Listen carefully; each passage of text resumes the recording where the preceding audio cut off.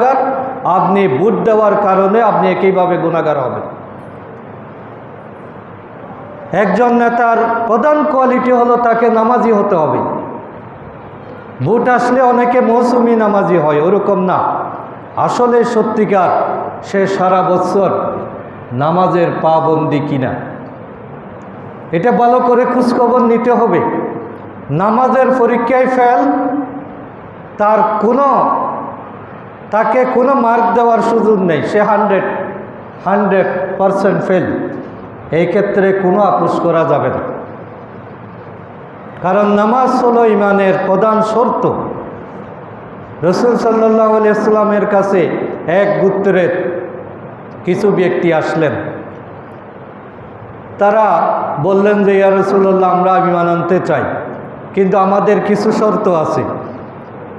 শর্ত হলো যে আমরা যদি মুসলিম হই, আমাদেরকে কোনো যুদ্ধে পাঠানো যাবে না।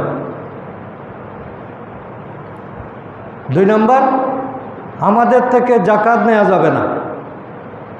3 নম্বর, আমরা নামাজ পড়ি না পড়ি আমাদেরকে বাধ্য করা যাবে না। আপনি যদি চান এই 3 শর্তে আমাদেরকে মুসলিম বানাইতে পারেন।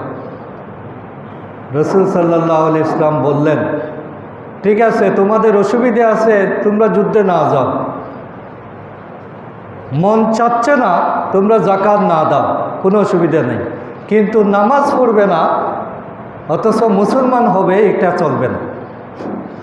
অন্তপক্ষে নামাজের শর্তটা তোমাকে পালন করতেই হবে, না হলে তোমাকে মুসলমান হিসাবে আমি স্বীকৃতি দেওয়ার আমার কোনো সুযোগ নেই। তাহলে চিন্তা করেন, জিহাদ আল্লাহ রসুল মাফ করে দিয়েছেন, যাকাত মাফ করে দিয়েছেন, কিন্তু নামাজ মাফ করেন না। আজকে আমরা নামাজও পড়ি না, মুসলমানও থাকি, নামাজও পড়ি না, বেহেশতেও যাওয়ারও আশা করি। আমরা বলি যে লোকটা আসলে ভালো, কিন্তু নামাজ পড়ে না,